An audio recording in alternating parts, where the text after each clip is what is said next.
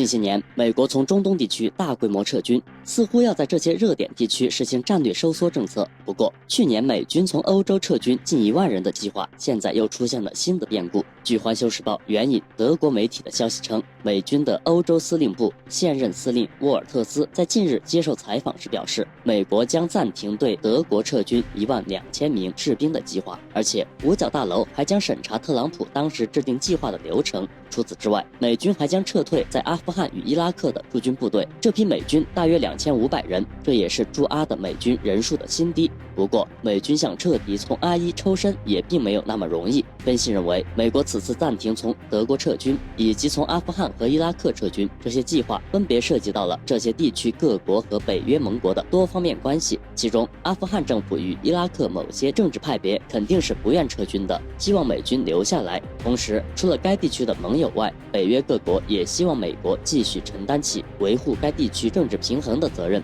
不过，美军在阿伊等地的战争开支已经超过了1.57万亿美元，所以美军继续减小对阿富汗以及中东等地的开支，这将是一个大趋势。那这些从中东地区撤回的士兵又会去哪儿呢？实际上，中国著名的军事专家杜文龙早有断言，美国人表面上从德国撤军，背后实则是想增兵。明眼人都看得出来，对美国而言，德国的军事基地可以说是十分重要的，其不仅是对抗和遏制俄罗斯的前沿战场，还能被美军当作战略提款机。毫无疑问，美国人心里十分清楚，如果美国逐步放弃德国，那么俄罗斯就可以轻易与德国交好，进而蚕食整个欧洲。这可不是危言耸听。北溪2号就是最好的例子，俄罗斯人与欧洲人是可以通力合作的，而这后果则是美国人所无法接受的。因此，美国人经常会对欧洲国家说，兄弟们要听话，否则美军一旦撤退，可怕的俄罗斯就会把你们吃掉。此前碰到了一个不按常理出牌的美3军统帅，刚好也顺势敲打了那些不听话的盟友。总体而言，即使再过70年，美军也很难撤出德国，原因也很简单，就是美国人所说的，如果美军离开欧洲，那么俄罗斯将掌控欧洲。近日，有一些退伍的美国老兵就对美国媒体哭诉自己遭遇的那些荒唐事儿。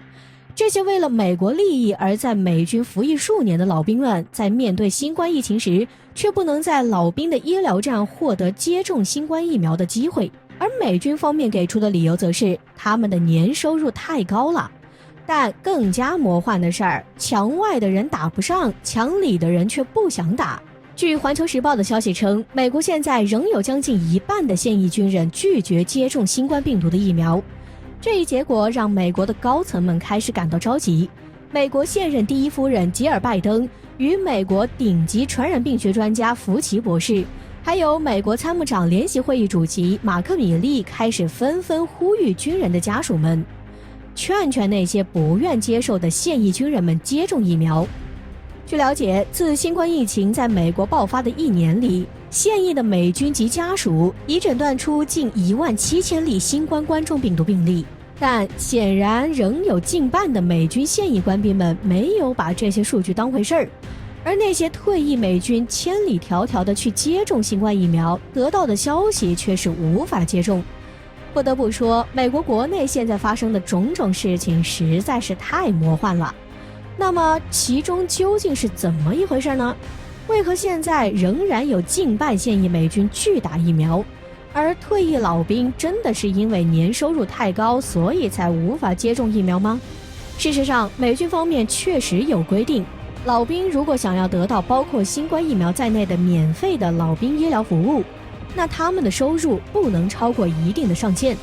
而这一上限又与他们的居住地点有关。就比如说，对生活在佛罗里达州棕榈滩县的老兵来说，年收益少于51535美元的老兵才能获取到新冠疫苗。但令人疑惑的是，那些现役美军又有什么理由拒绝新冠疫苗的接种呢？分析认为，主要的原因总共有3点。其一，目前美国国防部并没有说疫苗的接种是一种强制行为，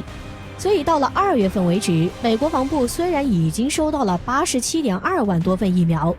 但仍然剩下了30多万支没人愿意接受注射。其二，即使是拒绝接种疫苗，但他们现在仍然可以继续工作。其三，可能大部分人都与美军官在接受采访时所说的那样，即使是不接种，那也能活到最后。这两天，美军麦克恩号导弹驱逐舰穿过台海后硬闯西沙海域的消息占据新闻头版。美国海军用这样明显挑衅的方式来博人眼球，实属让人愤怒。当然，我们也没有坐视不理。在麦克恩号穿过海峡时，我军军舰就出现在麦克恩号水兵视野中，同时东部战区表示对其全程监视。而当麦凯恩号来到西沙群岛后，南部战区发声已对其驱离警告。尽管我们知道美军一艘驱逐舰的到来掀不起什么大风浪，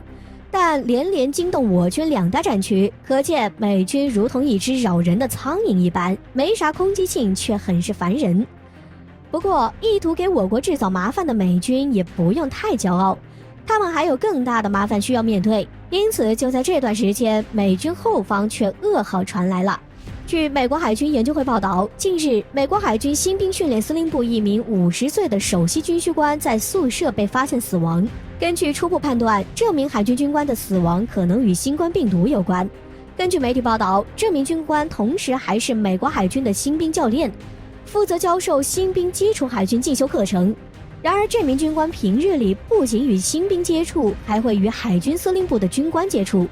他的突然死亡引起美国内部的恐慌。然而，这名海军军官已经是1周内美国海军死亡的第2名现役水兵了。就在海军训练官死亡的3天前，一名在田纳西号弹道导弹的核潜艇服役的美国水兵也因新冠病毒被送进重症监护室抢救，最终因抢救无效死亡。而算上疫情爆发以来的数据，已经有21名美军士兵死于病毒，其中海军占了5人。除了前面2位，去年美国罗斯福号航母上的一名41岁军官以及2名美国海军预备役水兵也死于病毒。美媒曾表示，疫情爆发以来，美军感染人数不断增加，尽管美军内部防护严密，却依旧逃脱不了死亡案例的出现。此外，包括身体强壮的美军军官以及年轻的预备役士兵也相继死去。不安的情绪早已在美军内部扩散开来，水兵一个接一个死去，这导致美军的士气大降。为此，美军也不得不在心理辅导上投入更大的资源，来安抚军队内部情绪。同时，我们也可以设想一下，正是因为如今美军内部极其虚弱，因此才不断对外进行挑衅行动。一方面也是为了转移自己士兵的注意力，同时也转移国内民众对美军内部问题的注意力。另一方面，美军不断在海外付出军事行动，营造出一种美军依旧强大，病毒无法动摇美军的景象，但实属有些欲盖弥彰了。